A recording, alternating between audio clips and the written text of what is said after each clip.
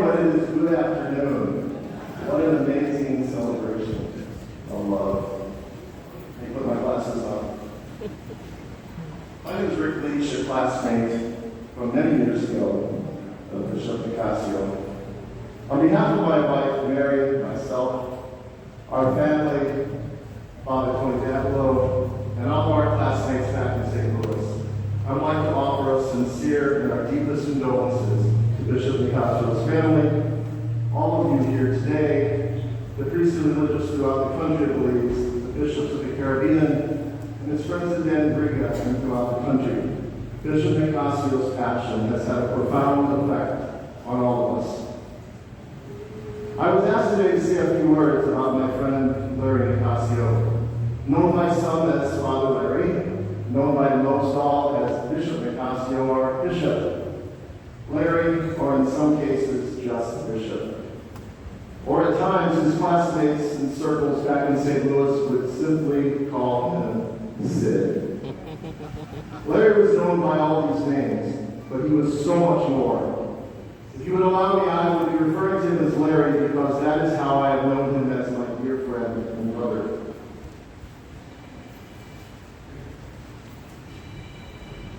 I stand before you today with my heart broken. But at the same time, my heart is filled with joy and peace. But one would ask, how can you have both a broken heart and one filled with joy and peace?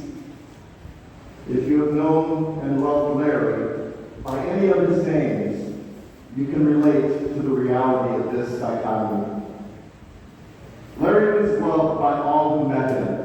It only took moments to truly see how extraordinary he was. His presence, while always humble and caring, he knew you were with someone very special, and from that moment forward, have been changed for the better. Larry had a smile that would light up the room. His laugh, or giggles at some time, were infectious. He loved life. He loved his family. He loved his friends. He loved his fellow priests and religious. He loved the people of the Diocese of Belize, and especially he loved you, the people of his hometown, Riga. When my wife and I came to Belize for Larry's ordination as bishop, we had very limited time alone with him, but there was one thing he wanted to do with us, because it made him so proud, and that was to take us to his childhood home and his hometown of Riga. It was a beautiful day that day, and Larry was beaming with pride as he told us stories of his childhood, swimming in the sea, and growing up here, and of the people that helped to form him into the man he became. Thanks to all of you for any role that you played in Larry's life. I met Larry almost 43 years ago when he was a 24-year-old young man from Belize, traveling for the first time out of his country to a place called St. Louis, Missouri. That was the beginning of a journey that would forever change his life and the lives of everybody he came in contact with. Larry and I were classmates in the freshman class at Cardinal Brennan Seminary, along with about 27 other young men. You couldn't have assembled a more diverse group of young men. Each of us could not have been more different. From the most quiet and humble of personalities to the most outrageous and even sometimes over-the-top personalities and everything in between. None of us really knew what to expect as we began this journey of formation to the priesthood. But that unknown is what united us and brought us together as a class. Larry had just been in St. Louis for a few weeks when he was about to celebrate his 25th birthday. Now, Larry and I had only known each other for a couple of weeks at that time, and we were next-door neighbors at the seminary, something he would later learn to regret. But he didn't know much about me, my personality, my skills, my talents, but he was soon to find out at least one of them. And that was my love for and my ability to be a party planner. And to celebrate and have a good time no matter what the cause. But it was going to be Larry's 25th birthday, and of course it was reason for celebration. After finding out that Larry really had never had a big birthday party or even I'm sorry. After finding out that Larry had really never had a big birthday party or even a special decorated birthday cake, that was all I needed to know to throw him a surprise birthday party in his honor, which became the first of many celebrations that we did as a class. And yes, we had a big decorated birthday cake, the theme of which I cannot communicate at this Mass. But yes, he was surprised, but he was mostly amused, I would say. This was the first of many celebrations we would have throughout our friendship together, with classmates in the seminary, or with celebrations that I would have with him later in our adult lives. Both for events in his life, or being present to celebrate important events in my life as well. Larry's presence has had the power of bringing people together.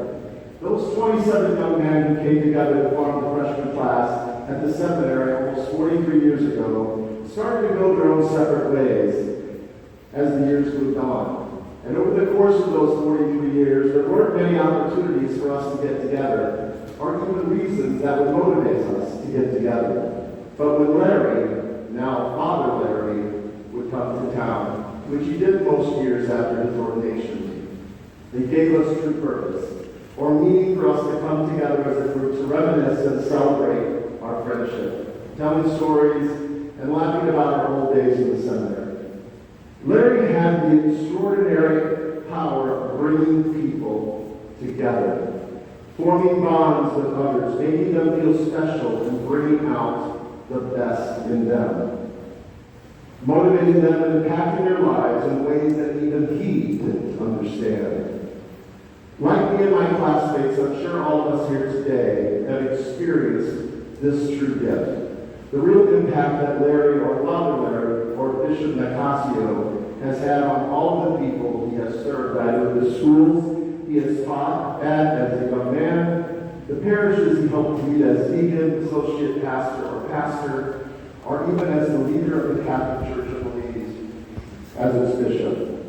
We have all experienced the profound effect and impact he has had on either our lives or others that we have witnessed. What a blessing he has been.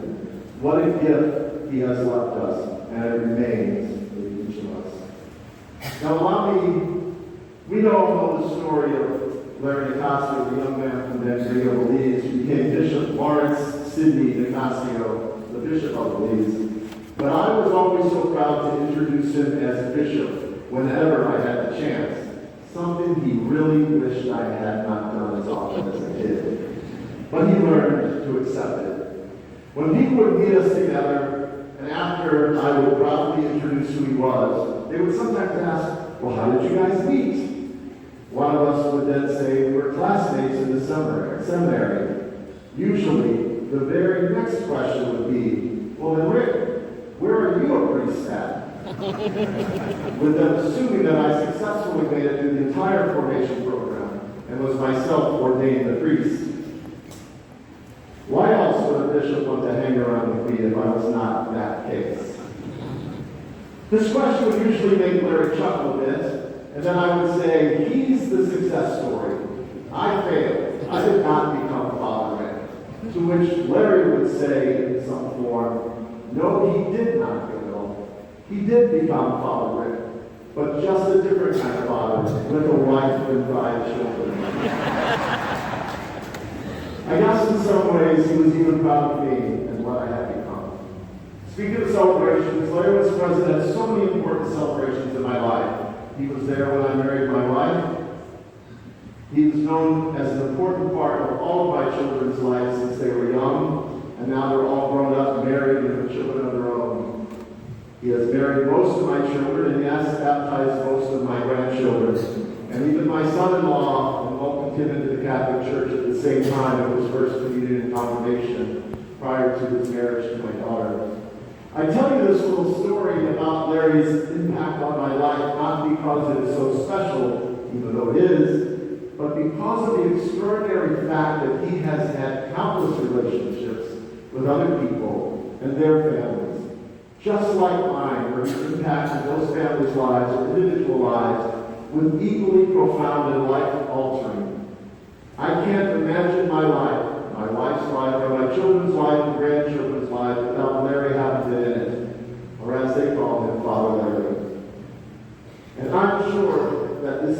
reality is true in countless families and individuals, many who are here today.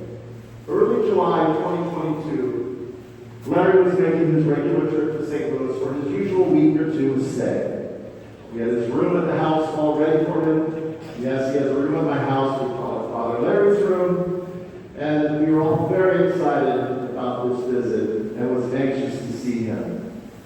But it didn't take long after arrival for us to realize something wasn't right. Both myself and my wife and my classmate and dear friend Father Tony Davidoff realized that Larry needed to see a doctor. It was after a few trips to the doctor, a few other emergency room visits, and a battery of tests that we realized something really was wrong. Larry had undetected cancer at an advanced stage. I still remember that morning when he told me. Immediately, I was shocked and afraid, as I had just lost one of my best friends to cancer just a year prior, a friend that Larry also knew well. But that morning, in Larry's voice, all I heard was calm, comfort, confidence, reassurance, and peace towards me and this new challenge and journey he had been handed. Throughout the next 14 months, he would undergo multiple surgeries, many tests, 2.5 rounds of 12-week cycles of chemotherapy, and 12 treatments of radiation. Over the course of these days, weeks, and months, there were many successes and reasons for optimism. He worked hard. He fought hard. He did everything the doctors told him. And yes, even sometimes what I forced him to do. But there was reason for optimism.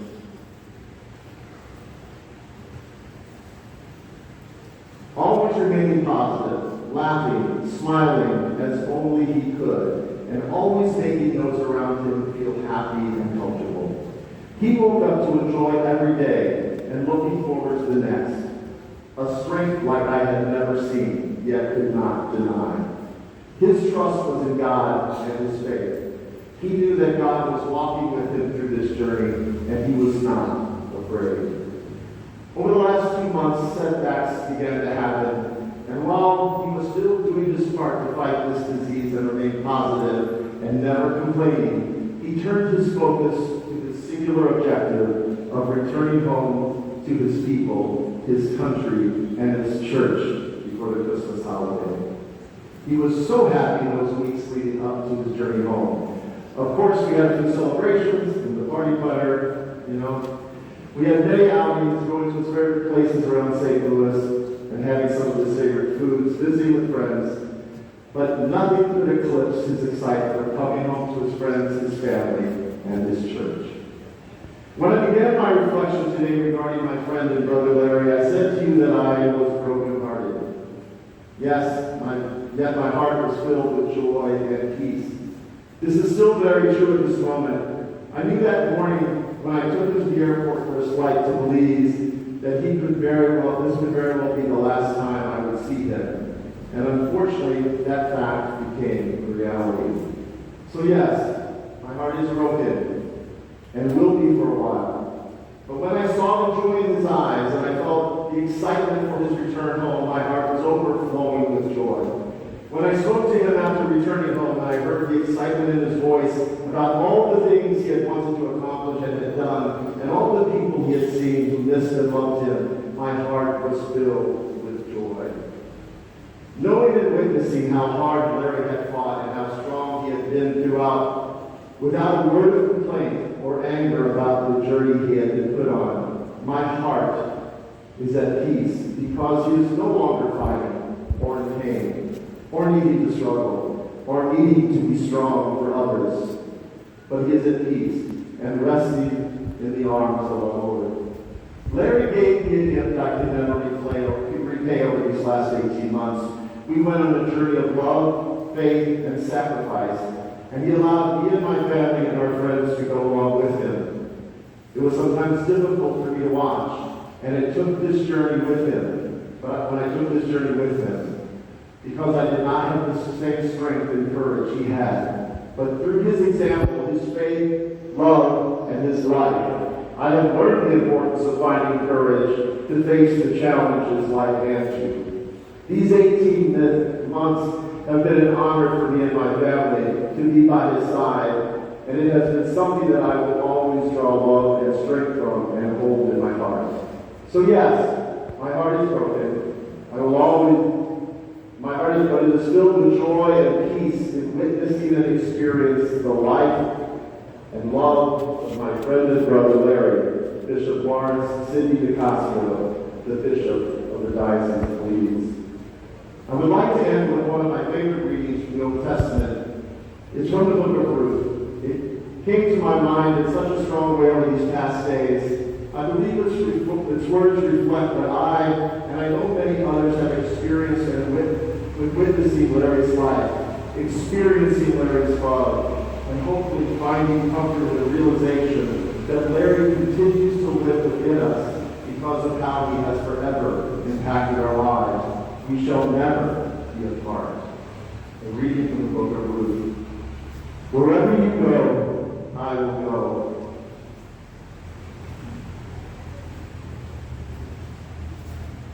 Wherever you live, so shall I live. Your people will be my people, and your God will be my God too. Wherever you die, I shall die, and there I will be buried beside you. We shall be together forever, and our love will be the gift of our